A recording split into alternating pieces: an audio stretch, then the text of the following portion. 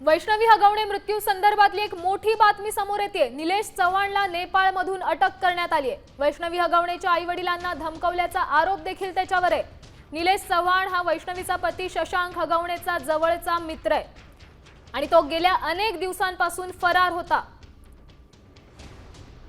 या संदर्भात अधिकची माहिती देण्यासाठी गोपाल मुटघरे आपल्यासोबत जोडले गेलेत। नेमकी अटक कशी करण्यात आली आहे?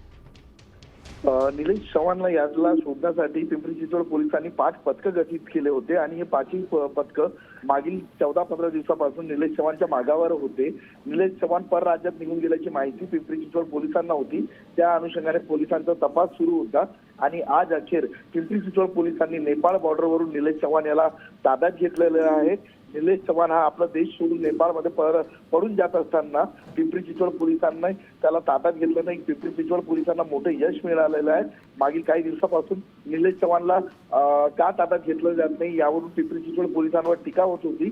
मात्र अखेर पिंपरी चिंचवड पोलिसांनी अतिशय शर्तीचे प्रयत्न करून निलेश चव्हाण याला नेपाळ बॉर्डरवरून ताब्यात घेतलं। नक्कीच, त्यामुळे या प्रकरणात आणखी किती खुलासे होतात हे पाहणं महत्त्वाचं आहे। धन्यवाद तुम्ही दिलेल्या या सविस्तर माहितीसाठी।